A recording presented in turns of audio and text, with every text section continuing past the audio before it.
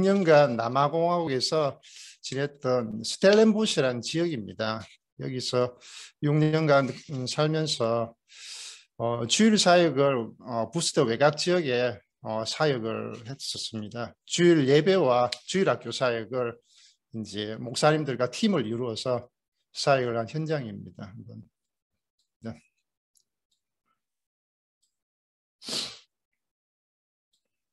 이제 서론적 이야기를 나누면서 지금은 우리의 우상을 제거할 때는 제목으로 한번 나누도록 하겠습니다.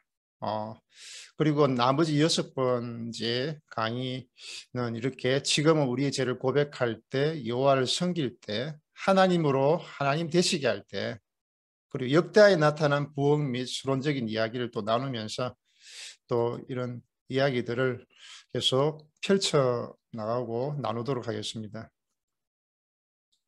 6주간 계속 수업이 진행이 될 겁니다.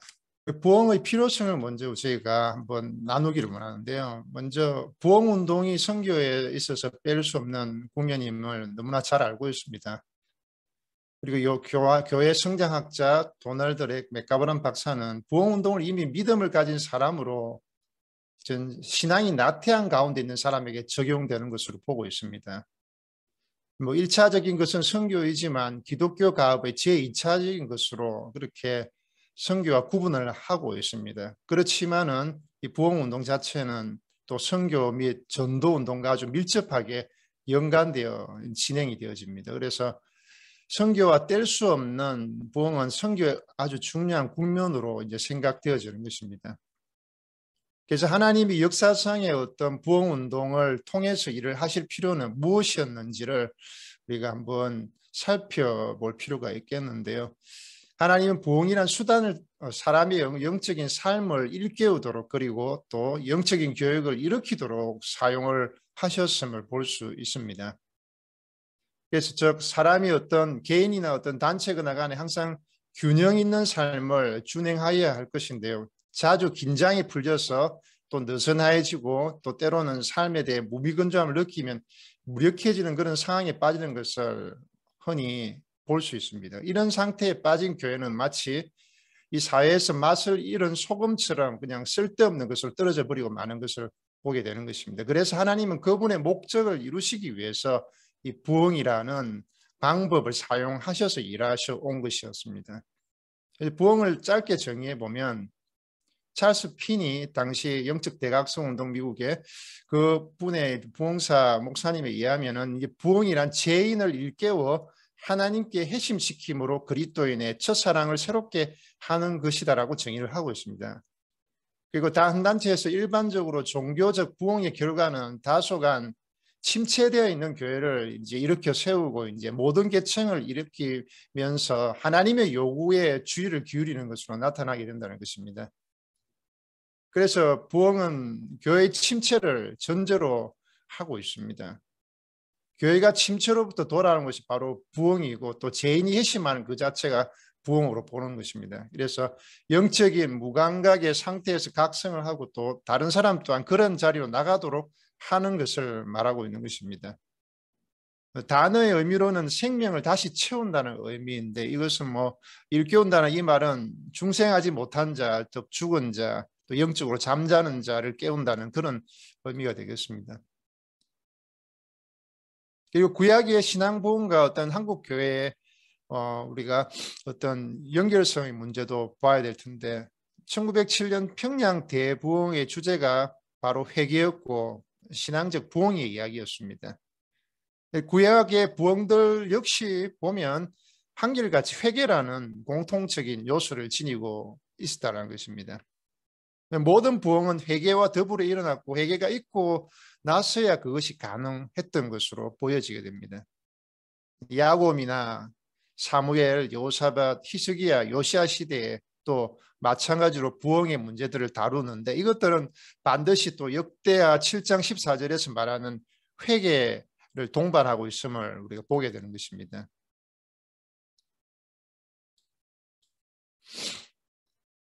구약은 끊임없이 또 우상 제거에 관한 말을 하고 있습니다. 그것이 그만큼 중요성을 띠고 있기 때문일 것이라고 보여집니다.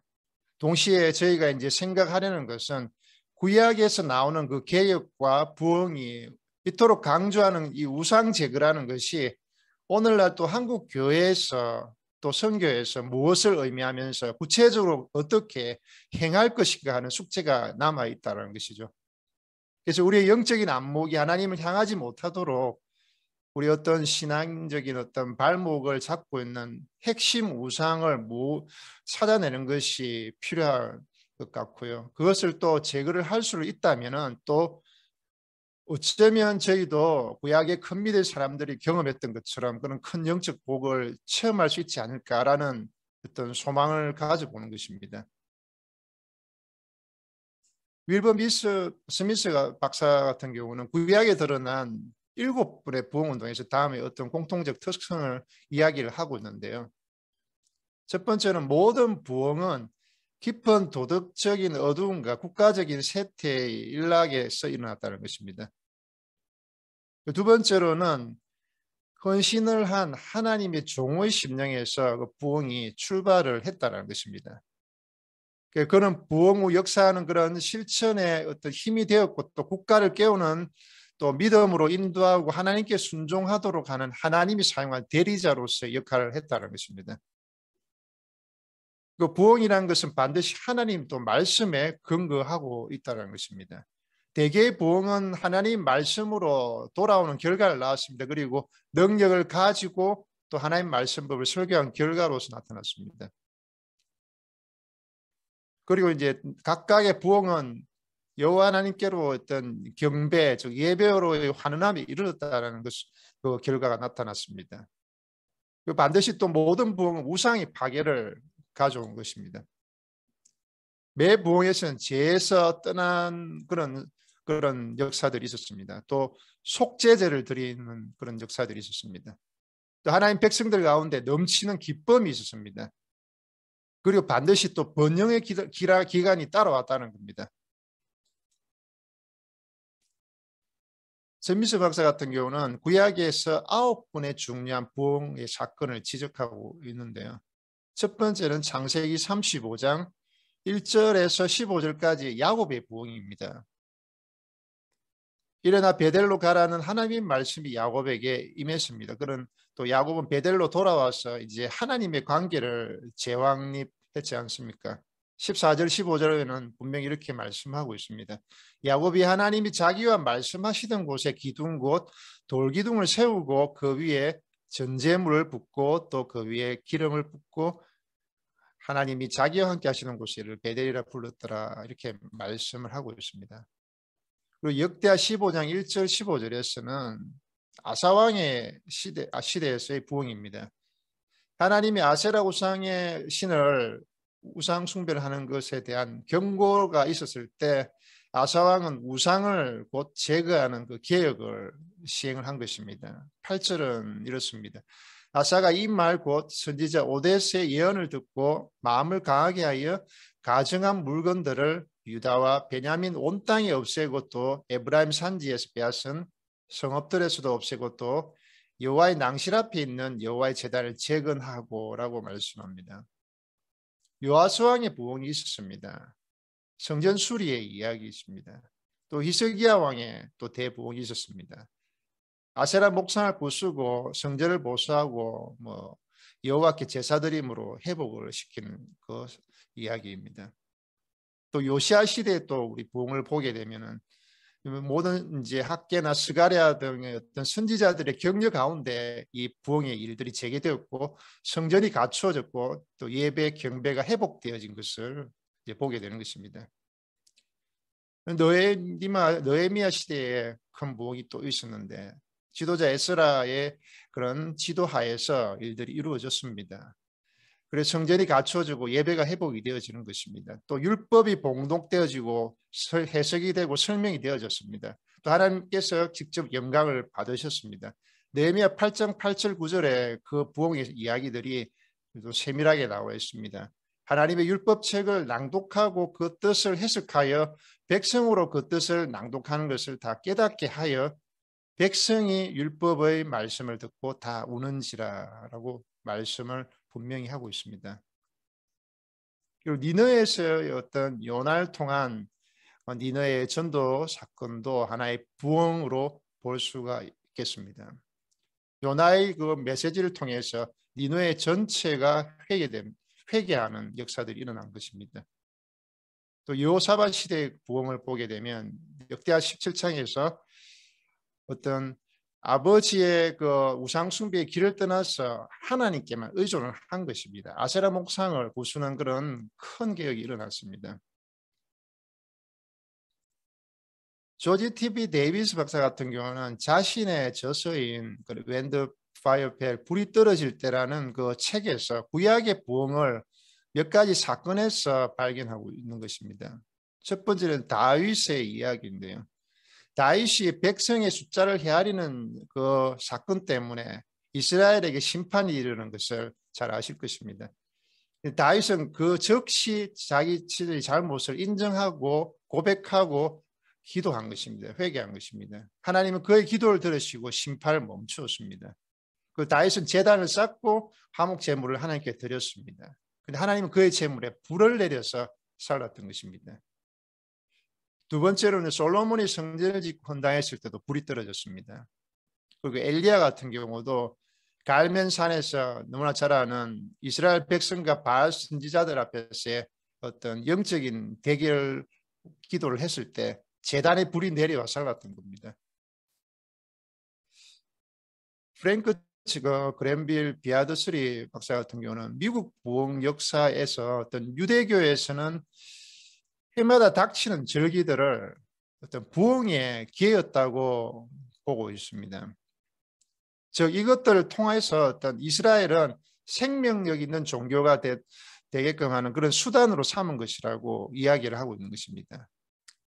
그리고 비아드스리 같은 경우는 또 에녹이 맨 먼저 이제 부흥을 시작한 사람으로 보고 있습니다. 그리고 이스라엘의 출애굽 사건 자체를 부흥으로 보는 것입니다. 또 여호수아나 어떤 사무엘, 다윗, 엘리야, 또 히스기야, 조시야, 또 에스겔, 에스라, 네미야를 부흥의 어떤 일으킨 어떤 지도자로 본 것입니다. 에드워드 제이 영 같은 구약 학자 같은 분은 또 나의 종들인 선지자들 이제에서는 구약에서 복의 사건을 아래처럼 이야기를 하고 있습니다. 창세기 3장 22절에는 아담과 하와의 부흥을 이야기하고 있다고 이야기를 합니다. 그리고 4장에서는 에녹 때의 부흥을 이야기하면서 이때 이제 셋의 아들 에노스가 여호와의 이름을 처음 부르는 사건이 일어납니다. 그리고 아까 계속 언급된 것처럼 야곱 집의 부흥입니다. 그리고 출애굽에서도 부흥을 이야기합니다. 여호수아가 광야에서 백성이 할례를 행한 그 사건을 또 여호수아 시대의 부흥으로 봅니다. 그리고 미스바에서 바알과 아스다롯을 제가 그리고 사무엘의 기도에 의해 블레셋을 격퇴한 그 사무엘 시대의 그 사건을 부흥의 사건으로 보는 것입니다. 다윗 시대는 뭐 사무엘 하와 시편에 나와 있습니다. 그리고 솔로몬 시대에는 또 기도에 통한 어떤 불이 내리는 그 장면을 또 부흥의 사건으로 보는 것입니다. 그리고 아사 시대, 엘리야 시대, 요시야, 또 히스기야, 또 심지어 또 에스겔과 다니엘의 부흥까지 또 이야기를 하고 있는 것입니다. 에스라 5장 6절에서는 스룹바벨의 부흥에 대해 이야기를 하면서 성전을 건축하고 기뻐한 그 사건을 기록하고 있습니다. 느헤미야는 또 백성이 율법의 말씀을 듣고 그 우는 그 사건을 통해서 말씀을 통한 영적인 부흥 이야기들을 서술하고 있는 것입니다. 스미스 같은 경우는 신약에서 7가지 부흥의 사건을 이야기합니다. 수가성이나 또 오순절, 성령의 임하심의 사건들, 또 빌립의 또 에티오피아 내시에 전도한 사건, 또 가이사랴 베드로가 이방인에게 설교하면서 성령이 임한 그 사건들, 그리고 안디옥 바울 같은 경우는 1차 전도 여행이 회당으로 말씀으로 설교한 그 사건들을 이야기를 합니다. 또 빌립보 감옥에서의 엄청난 그런 회심의 사건들을 이야기를 합니다.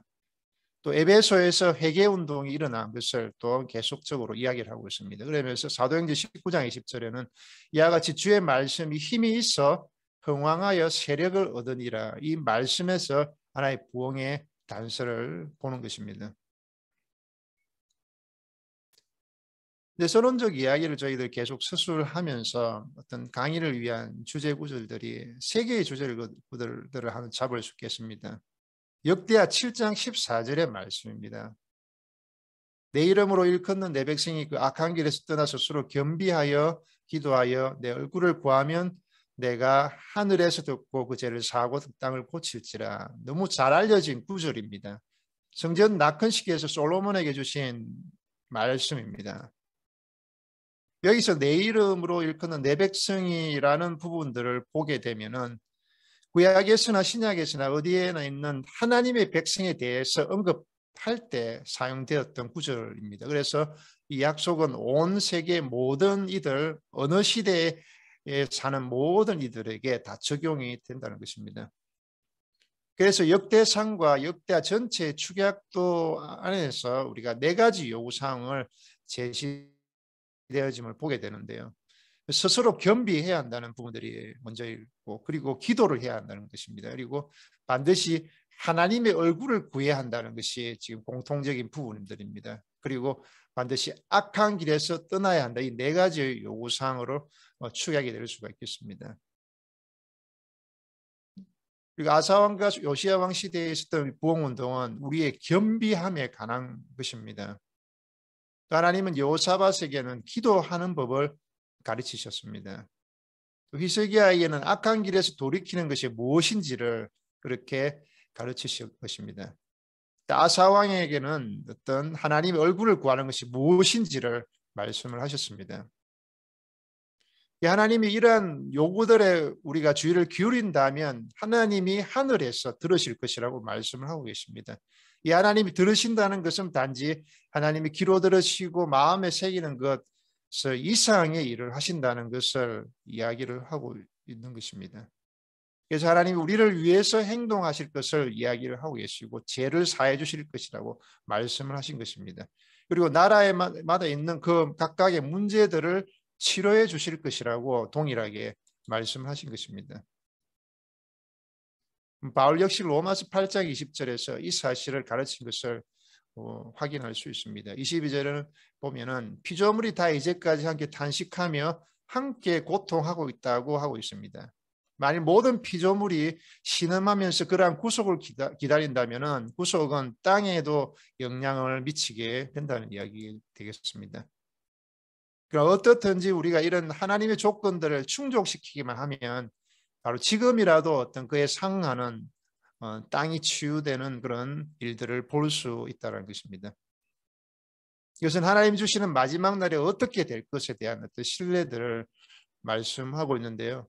이것이 성경에 나타나는 어떤 미래 시대의 이미 하나님 나라가 이루어진 부분들, 아직도 하나님 나라가 이루어지지 않은 미래 사이의 어떤 긴장 관계를 보여주고 있다는 것입니다.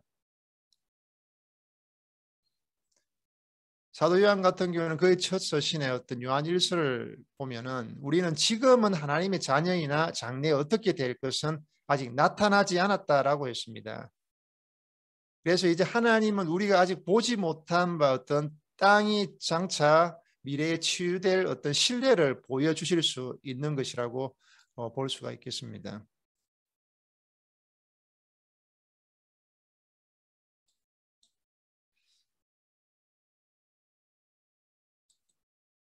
시편 85편 6절입니다.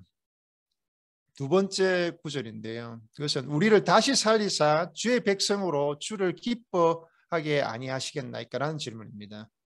이것은 어떤 하나님이 저희를 다시 부흥시킬 것이라는 어떤 모든 시대에 걸친 하나님의 백성의 마음에서 나오는 외침이라고 볼 수가 있겠고요. 또 큰 부르심으로 볼 수가 있겠습니다. 부흥하다는 것이 이미 있는 생명을 전제를 한다고 하면 저희는 지금 그리스도인들에게 말하고 있는 것을 알 수가 있다는 것입니다. 1절부터 3절까지는 과거에 일어났던 일들에 관해서 말하는 6개의 동사가 사용이 되고 있습니다. 우리나라에 있는 어떤 교회와 성도들은 과거의 사실 우리가 가장 복되고 놀라운 방식으로 부흥을 경험해 왔습니다. 4절에서 7절까지의 말씀이 현재 기도가 되어야 한다고 그렇게 보고 있는 것입니다. 4절에서 이제 저자는 우리 구원의 하나님이여 우리를 돌이키소서라고 합니다. 그리고 6절은 말하기를 주여 우리를 다시 살리지 않으시려나이까라고 합니다. 과거에 해오신 일들을 반복하시는 하나님께 강조점을 두고 있습니다. 시편 전체는 계속해서 이것이 그리스도인들에게 복되고 유익하다고 말해주고 있는 것입니다. 하박국서 3장 2절에 이제 세 번째 본문을 보면요. 선지자 하박국 역시는 이제 이스라엘이 매우 절망적인 상황에 처했을 때의 어떤 목회자였습니다. 그래서 하나님은 그 백성들의 죄가 너무 크기 때문에 적군이 이스라엘을 침략하도록 하겠다고 그렇게 말씀하신 것입니다. 그렇지만 하박국은 이것을 결코 좋은 메시지를 받을 수 없어 크게 근심을 했던 것입니다. 그래서 주여 다른 자를 사용하실 수는 없는지요. 이렇게 왜 바벨론 사람들로 와서 치게 하십니까라고 반문을 한 것입니다. 주님은 대답하시지 않았습니다. 그래서 이 하나님의 선지자는 제가 바수대에 올라가서라도 하나님이 하실 일들을 보고자 기다릴 것입니다 라고 한 것입니다. 그가 말하고자 한 것은 의로운 사람, 공평한 사람은 참으로 사는 것인데 이것은 곧 믿음으로 산다라는 고백을 한 것입니다. 그의 3장의 기도가 이러합니다. 3장 2절에서 그는 여호와여 내가 주께 대한 소문을 들었나이다 라고 기도한 것입니다. 그리고 여호와여 내가 주의 행위에 놀랐나이다 라고 한 것입니다. 그리고 위대한 부흥의 기대가 나옵니다. 여호와여 이 수년 내에 이들을 부흥케 하고 새롭게 하옵소서라고 기도합니다. 진노 중에라도 긍휼을 입지 마옵소서. 이 민족에 합당한 것을 내리지 마옵소서. 우리가 주의 공의와 함께 주의 선하심과 인자하심을 의지합니다. 여기 당시에 하나님이 그들을 다시 부흥케 하시는 그런 간구의 기도가 담겨져 있는 것입니다. 그러니까 계속 이어서 이제 부흥이란 말을 어떻게 정의하는지를 우리가 보면은 사실 일치된 견해가 꼭 정확하게 일치된 견해는 없습니다. 그렇지만 부흥이 무엇인지 말하기는 전에 어떤 부흥이 필요한 시기를 언급한 것이 더 쉬우리라고 보여집니다. 그 부흥의 전제를 보면은 영성이나 도덕성이나 정의가 떨어졌을 때를 전제하고 있습니다. 타락이라고 저희들 이야기하지 않습니까? 그래서 14장 이제 잠언 14장 14절에 보면 타락한 자들의 마음은 자기 자신의 방식으로 꽉 차 있다고 말씀하고 있습니다. 이게 하나님으로부터 떨어진다는 의미를 이야기하고 있지 않습니까? 그 마태복음 6장 33절과 정반대입니다. 하나님 나라와 그분의 의를 구하기보다 자신의 방식을 우선해서 구하는 것입니다. 영성을 떨어뜨리고 사회 도덕성과 윤리성을 저하시키게 되는 것입니다. 저희들의 어떤 시대를 잠시 진단을 한다면 후기 세속 시대라고 할 수 있지 않겠습니까? 어떤 프랑스 대혁명 이래 어떤 개인주의가 시작이 되고 나서 그 팽배가 지금 되어져 있는 상황들을 보게 되는 것 같은데요. 이제 사실 동유럽과 구소련에서 공허한 것이 된 공산주의는 사실은 끝났지 않습니까? 우리가 의도한 대로 되는 것이 아니라는 것을 분명히 보는 것 같습니다. 그래서 저희는 역사상의 어떤 놀라운 시대에 살게 된 것 같습니다. 타락의 시대가 아니고 우리 자신의 방식을 채우는 시대도 아닌 이 시기를 영원하고 능력 있는 하나님의 말씀을 선포하고 실천해야 할 시기로 보는 것입니다.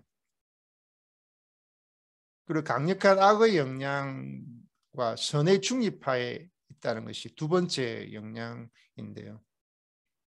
악을 행하게 하고 그리스도로 인한 어떤 선을 중립화시키려는 어떤 강력한 반동적인 영향이 있다는 것입니다.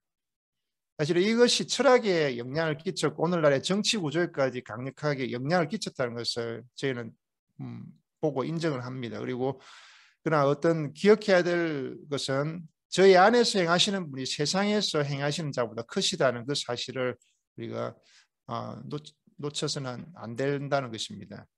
바울이 디모데에게 한 말씀은 또 저희에게도 적용되는 말씀으로 보여집니다. 바울이 디모데야 말씀을 전파하라. 지금 우리 시대의 현대적인 함정에 빠져서는 안 되는 시기다라고 했습니다. 또 오늘날 1차적으로 저희에게 필요한 것은 목회적 상담이지 어떤 심리적인 어떤 다른 일반적인 상담이 아니다는 것입니다. 어떤 실제 자신보다 더 괜찮다고 생각할 어떤 체계도 우리는 사용하지 않을 것입니다. 그러니까 복음 자체가 너도 오케이 나도 오케이 이런 것이 아니라 어떤 처리해야 할 죄의 문제를 우리는 반드시 갖고 있다는 것을 인지할 필요가 있다는 것을 말씀을 드리는 것입니다. 그 원리, 지조, 목적의 부재 혹은 이제 결핍이 되는 것이 세 번째 전제인데요. 자, 오늘날 같은 경우는 이제 원리나 목적이 없거나 부족하다는 것이 사실 굉장히 문제가 되는 것이 무슨 기준으로 판단하느냐 하는 것인데 저희는 뭐 반드시 다시 성경의 기준으로 하고 말할 수밖에 없습니다. 성경으로 돌아가서 성경이 원리와 목적에 관해서 무엇이라고 말하는지 물어야만 한다는 것입니다. 그래서 또 오늘날 세속사에서는 하나님만 죽은 것이 아니라 이 진리도 죽었다는 것의 문제점을 본다는 것입니다. 대부분의 현대적이고 자유주의적인 어떤 성경 해석법들은 더 이상 성경이 무엇을 말씀하는지를 찾지 않고 성경에서 내가 무엇을 얻는가, 성경이 나에게 무엇을 말하는지를 찾는다는 것입니다. 물론 이제 성경을 우리 자신에게 적용시키는 것은 맞다고 봅니다. 그렇지만은 하나님의 어떤 공예 안에 서 있는 어떤 제자들이 의미하는 것보다도 나 자신의 의미를 더 내세워서는 안 될 것으로 보여진다는 겁니다. 그렇기 때문에 저희는 이제 저자가 성경을 기록했을 당시에 그것이 의미했던 것으로 되돌아갈 필요가 있다는 것입니다. 이것은 어떤 독자와 저자 사이에 있는 지평들을 혼합시키자는 것이 아닙니다. 어떤 진리를 단순히 뭐 동시에 가도 되고 부도 되고 뭐 진리도 되고 거짓도 되고 뭐 이렇게는 할 수는 없는 것입니다. 이 두 가지 방법이 사실 뭐 철학자 헤겔로부터 비롯된 것인데 이제 정이냐 반이냐 그런 이야기를 할 필요 없이 진리냐 거짓이냐 말할 필요 없이 오히려 둘 사이의 합을 말할 수 있다라고 이야기한 사실 철학자 헤겔로부터 그렇게 진리의 어떤 진리성이 무너져 내린 부분들이 있습니다. 그래서 하나님의 뜻에 대한 일관적인 불순종의 네 번째 전제에 대한 부분들입니다. 순종은 하나님을 믿는 믿음의 자연스러운 결과로서 보여집니다. 또 우리가 예수님의 말씀을 기꺼이 행하려 하지 않는다면 어떻게 또 그분을 주님과 선생이라고 고백할 수 있겠습니까? 그렇지만은 성경은 또 가르치지만 또 우리가 행하기를 원치 않는 그런 또 말씀이 또 아주 많이 있다는 것을 또 눈여겨볼 필요가 있습니다.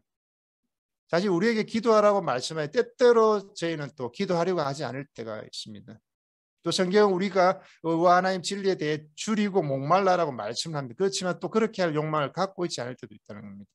또 성경은 우리에게 진리가 무엇인지를 알 뿐만이 아니라 그것을 행하라고 말씀합니다. 또 영원성과 영원한 진리에 대해 생각하라고 말씀하고 있습니다. 또 성경은 우리가 하나님의 거룩한 성전에서 하나님 예배하고 그 예배를 기뻐하라고 말씀하지만 때때로는 또 우리는 그 예배도 기뻐하지 않을 때가 있다는 겁니다. 그리고 또 하나님은 또 우리에게 죄를 제거하고 육신의 정욕과 몸의 정욕을 제거하라고 말씀합니다. 그렇지만 때로 또 우리는 또 그렇게 하지를 기꺼이 하지 않을 때가 있다는 것입니다. 또 하나님은 또 주 너희 하나님 내게 거룩한 것 같이 너희도 거룩하라는 목표이라고 하지만 우리는 여전히 또 그렇게 하지 않을 때도 있다는 것입니다. 그리고 하나님은 또 우리에게 위에 있는 것들을 마음에 두라고 말씀하시지만 또 우리는 또 다른 것에 먼저 마음을 둔다는 것입니다. 또 우리에게 마음과 영혼을 다해 하나님 말씀을 노래하라고 가르치라고 말씀을 하시지만 그것을 즐기지 않을 때도 있다는 겁니다. 하나님은 또 그분의 이름을 헛되이 부르지 말라고 또 말씀하시지만 또 한편으로는 그 이름이 조롱받고 남용되고 또 오용되고 있음을 보고도 또 아무런 또 가책을 안 느낄 수도 있다는 겁니다. 그러면 부흥이란 무엇인가를 말씀을 또 나누도록 하겠습니다. 교회 안에서의 죄에 대한 각성을 반드시 포함합니다. 우선적으로는 성도 비신자들이 아니라 성도들에게 해당되는 것으로 보아야 될 것입니다. 그리고 부흥은 항상 죄를 회개하게 합니다. 부흥은 구약 예언자들이 핵심 단어는 하나님께로 돌이킴, 하나님께로 돌아옴이라는 단어입니다. 이 돌이킴, 돌아옴이라는 그 단어는 구약 성경의 끝에서 어떤 두 번째 어떤 스가랴 선지자가 말한 것입니다. 그는 앞선 모든 선지자들이 말하기를 돌아오라 돌아오라 하나님께로 돌아오라고 했습니다. 그리고 우리는 우리 자신의 방법을 추구하고 있었으나 하나님은 우리가 180도 돌아서서 그를 따르기를 원하신다라고 한 것입니다. 이것이 구약에서 회개간에 말씀하는 핵심 단어입니다. 그 같은 단어는 또 신약에서는 헬라어로 나타납니다. 바울은 데살로니가 전서 1장에서 이것을 말했습니다. 그는 말하기를 너희가 어떻게 우상에서 돌아서서 참되고 살아계신 하나님을 섬기겠느냐라고 합니다. 그렇지만 신약은 또한 다른 두 개의 용어도 사용을 합니다. 그것은 마음을 바꾸다와 또 의지를 바꾸다라는 겁니다. 어쩌면 우리는 그것은 불신자가 처음으로 그리스도께 회심하는 사건을 위한 것입니다라고 말할 수도 있겠죠. 그렇지만은 우리는 또 요한은 계시록에서 정반대로 말했음을 또 기억할 필요가 있다는 것입니다. 사도 요한 같은 경우 계시록에 나오는 7교회 중 5교회에게 그들의 죄를 회개하라고 분명히 말했습니다. 그리고 그는 분명히 성도들에게 말하고 있었습니다. 그래서 부흥은 하나님께 대한 순종의 새로운 시작이다라고 정의할 수 있겠습니다. 세 번째 양상입니다. 이것은 내가 너희에게 주는 새 계명이라고 또 부른다는 것입니다. 또 부흥은 하나님의 능력에 대한 새로운 체험이다라고 이야기를 할 수 있겠습니다. 모두가 그때 놀라운 방식으로 하나님의 능력을 다시 한번 확인하게 된다는 것입니다. 하나님의 영이 사람들에게 임할 때마다 교회 안에는 전에 없었던 능력이 나타나는 것입니다. 성령의 그 능력과 성부 하나님 능력이 사도행전에서 뿐만 아니라 하나님이 그분의 백성들을 부흥하게 하시는 그 모든 역사와 장소에 있었습니다. 또 부흥은 결과로 죄인들이 죄를 깨닫게 합니다. 또 부흥은 결과적으로 교회가 확장이 되도록 합니다. 오늘 저희는 이 교회 성장에 많은 관심을 기울이고 있는데요. 우리가 교회 성장의 방법들을 간과해서는 안 될 것입니다. 근데 엄청난 신적인 방법이 있다고 보여지는 것입니다. 부흥이 하나님의 백성에 임할 때보다 어떤 하나님의 교회를 더 잘 세우는 것은 없다라는 것입니다. 부흥을 하나님의 특별한 사역 기간으로 우리가 보게 된다면은 이 부흥은 하나님이 믿는 자에게 새로운 생명을 불어넣으시는 기간으로 보는 것입니다. 믿는 자에게 이미 존재하는 생명을 고양시키고 강화시키는 것입니다. 문제는 믿는 자 안에 존재하는 생명이 현재는 약화되고 병적인 상태에 있다는 것이 문제일 수 있는데요. 때때로 그리스도인의 어떤 생명이 묻어지고 평범해져 있기 때문에 다시 끌어올릴 필요가 있다는 것입니다. 부흥에 관한 어떤 성경 구절을 보게 되면은 사도행전 3장 19절에 새롭게 되는 날이라고 개역개정에서 번역이 되어져 있습니다. 영어로는 Times of Refreshing에서 상쾌하게 되는 날, 유쾌하게 되는 날이라고 이렇게 해석이 되어집니다. 그래서 부흥은 주 앞에서 유쾌하게 되는 날로 이제 이야기를 할 수 있다는 겁니다. 하나님이 성령을 어떤 폭포수 같이 그분의 백성에게 부어 주심으로 말미암아 또 하나님의 성령이 특별히 자유롭게 활동하시는 그 때를 이제 부흥으로 이제 보게 된다는 것입니다. 근데 교회 안에 색소주의가 이제 만연해 있을 때 반드시 부흥이 필요하게 된다는 겁니다.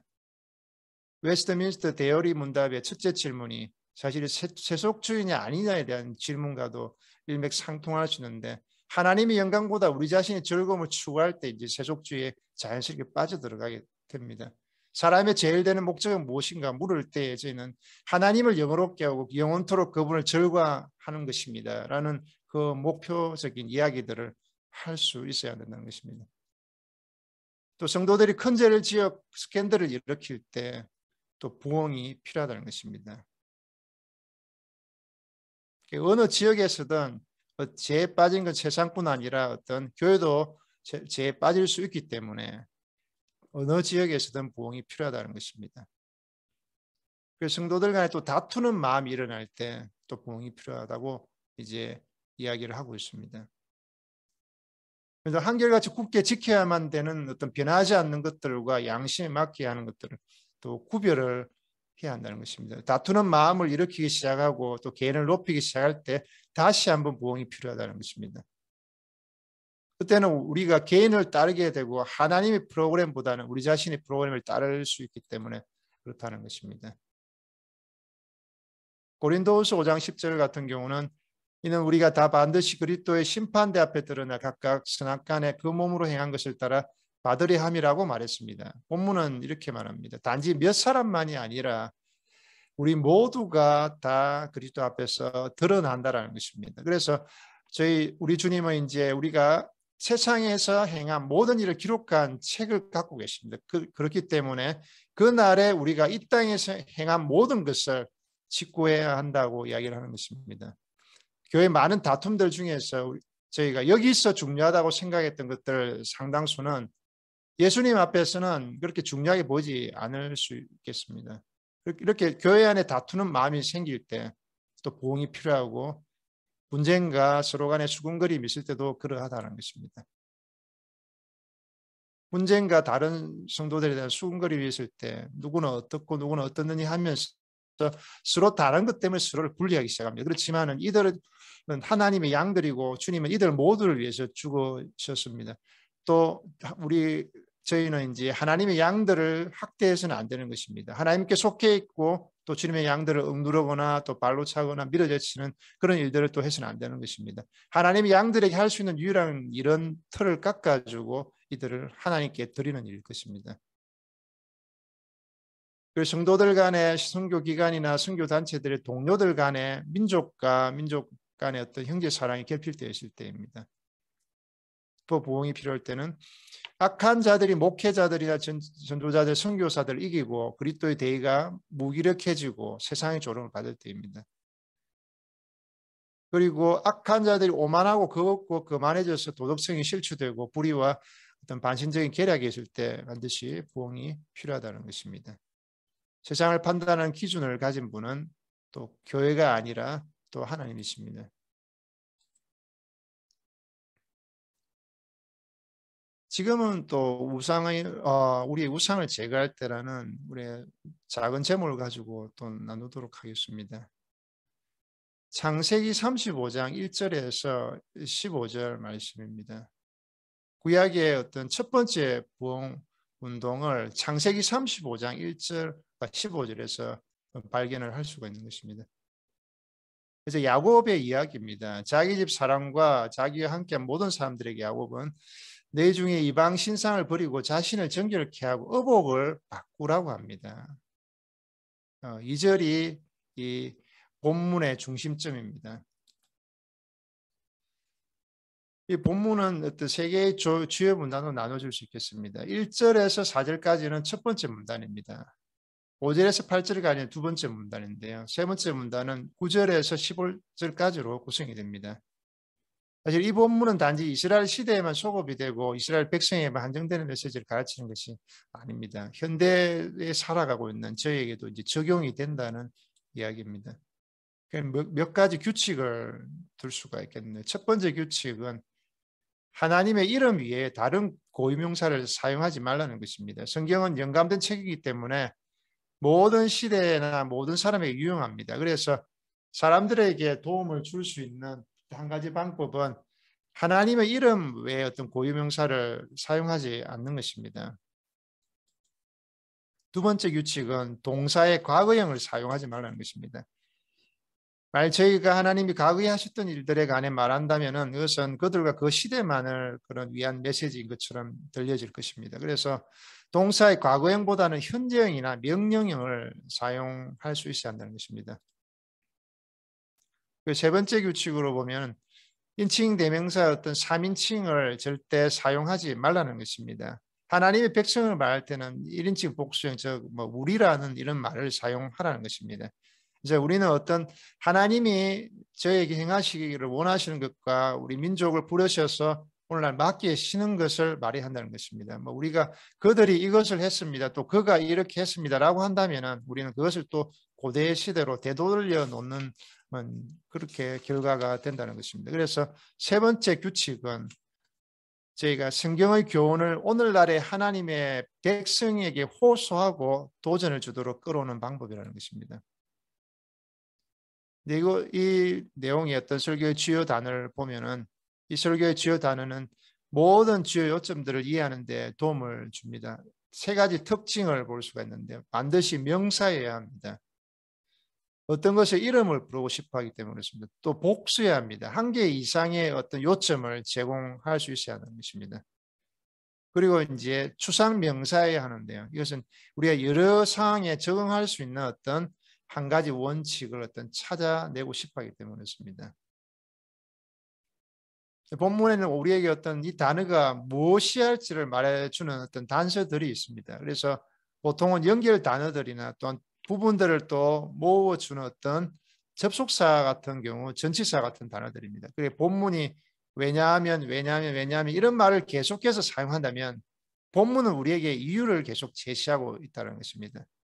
그리고 이 본문이 이렇게 하려면 어떻게 하고 저렇게 하려면 어떻게 하라고 이렇게 말씀을 계속 한다면 그것은 방법을 제시하고 있는 것이 되겠습니다. 그래서 본문에서 우리는 하나님이 우리의 삶에서 우상들을 제거하도록 초청하는 세 가지 이유를 발견할 수 있습니다.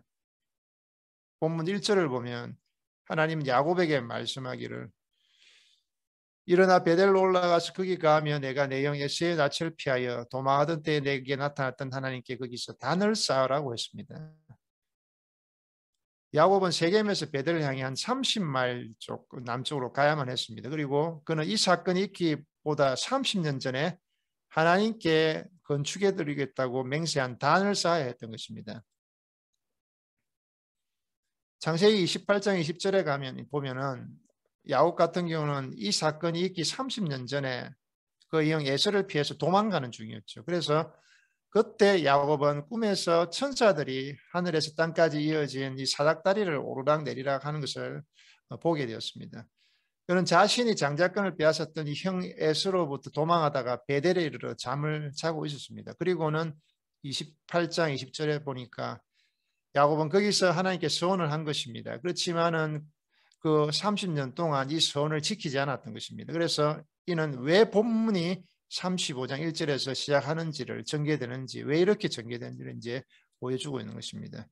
하나님은 네가 30년 전에 약속하고 아직 지키지 않은 단을 쌓으라고 말씀하지 않으셨습니다. 오히려 너는 30년 전 내 이상 중에 보았던 그런 하나님께 내게 나타났던 그 하나님께 단을 쌓으라고 말씀을 하셨습니다. 근데 비록 질책이라 할지라도 하나님은 그렇게 부드럽게 이제 이야기를 하신 것입니다. 야곱에게 이전 기억을 상기를 떠올리신 겁니다. 여기서 뭐 한 가지 질문을 할 수 있겠는데요. 왜 우리는 어려움이 올 때까지는 거의 성장을 못하는 것인가? 이 야곱의 예를 보았어도요. 야곱의 인생에 큰 위기가 닥친 것이었습니다. 전장에서 저희는 이제 여동생 디나에게 있었던 일과 12형제들이 행한 일들을 보게 됩니다. 당시 그들은 가나안 족속들 중에 하나 거주했던 이제 세겜이라는 도시에서 근처에서 있었습니다. 디나가 강간을 당했고 또 오빠들은 자신의 여동생에게 일어난 일에 분개했다고 본문은 알려주고 있습니다. 그래서 12형제들은 우리의 여동생은 우리와 같은 신을 섬기지 않는 너희들과는 결혼할 수 없다라고 한 것입니다. 그렇지만 사실 이 세겜 사람들이 할례를 받았음에도 야곱의 아들들이 이 약속을 지키지 않은 것입니다. 세겜 남자들이 수술로 힘들어해서 회복을 기다리고 있을 때 야곱의 아들들이 이제 속이고 사람들을 다 전멸시켜 버린 것입니다. 그러자 야곱은 자신과 자녀들의 생명을 잃게 되가 두려운 것입니다. 갑작스럽게 하나님께 부르짖습니다. 하나님 어디 계십니까? 나를 도와주십시오. 주님은 그가 30년 전에 서원했지만 지키지 않아온 이 한 가지 약속을 그때 떠올려 주신 겁니다. 종종 뭔가 엄청난 일이 일어나기 전에는 저희도 저희 생활에서 하나님의 이끄심에 대해 반응이 너무 느릴 때가 있다는 것입니다. 고통과 어려움과 문제들이 닥쳐올 때 비참한 처지에서 갑자기 소리 지르게 될 때 우리는 하나님께 부르짖게 되죠. 그러면서 어떤 사람들은 말하기는 고통이 우리를 성장시킨다고 말합니다. 그렇지만 어떤 모든 일이 여전히 잘 되고 있을 때 또 하나님을 따를 수 없었는가라는 반문을 또 하게 된다는 것입니다. 이제 바로 좋은 시절에도 하나님이 한 국가나 사람을 부르셔서 부흥하라고 분명히 요청하시는 이유가 여기에 있다고 보입니다. 그렇지만 불행히도 어떤 우리가 영적 무기력증에 벗어나게 되기 위해서는 큰 사건이 필요하다는 것입니다. 그렇게 되면 또 저희가 하나님으로부터 멀리 떠나서 표리하고 있음을 깨닫게 된다는 것입니다. 야곱의 아들인 레이와 시몬이 한 그 살인 행위는 야곱을 깜짝 놀라게 했던 것입니다. 그래서 야곱은 내 가족이 하나님을 떠나 멀리 표류하고 있다라고 한 것입니다. 그래서 하나님은 야곱을 가장 기초적인 것으로 되돌아오도록 부르셨다는 것입니다. 야곱은 갑자기 내 집에는 이방 신상이 있고 일부는 그것들을 숨기고 있다라고 말합니다. 사소한 것들이 삶 속에 스물스물 들어왔는데 어떤 조치를 취하는 데 있어서 너무 주저하는 경향이 있었다는 것입니다. 이 사소한 것들에 주의를 기울이지 않는다면 하나님의 백성들이 더욱 많은 대가를 지불할 수 있는 여지가 만들어진다는 것입니다. 야곱에게서 디나의 순결을 가져간 것처럼 말입니다. 또 그들로 하여금 아들들의 그 학살, 모든 남자들을 속이고 죽인 그 사건으로 인해 당혹감 갖도록 한 그 사건 말입니다. 최소한 2계명을 어긴 것으로 보여집니다. 죽이지 말라, 속이지 말라, 이 2개의 계명입니다. 그렇지만 이것들은 더 깊은 문제의 하나의 증상에 불과해 버릴 수 있다는 것입니다. 이렇게 물을 수 있습니다. 기독교를 향해 우상 숭배를 관한 어떤 설교를 하는 것이 적절합니까? 저는 무슨 우상을 가지고 다니면서 거기 무엇을 구하고 저게 저라는 기독교인에 대한 들어본 적이 없습니다라고 이야기를 할 수 있겠습니다. 그렇지만은 우상의 본질을 이해하지 못한 데서 우리가 이런 질문이 가능하리라고 생각이 되어집니다. 이방 신상을 단지 가리키는 것만 아닐 것입니다. 우상 숭배의 목적이 아닌 것입니다. 어떤 사람이나 어떤 목적, 어떤 기간을 하나님과 같이 여기거나 하나님보다 더 크게 여기는 것이 사실 우상 숭배의 더 폭넓은 의미가 아닐까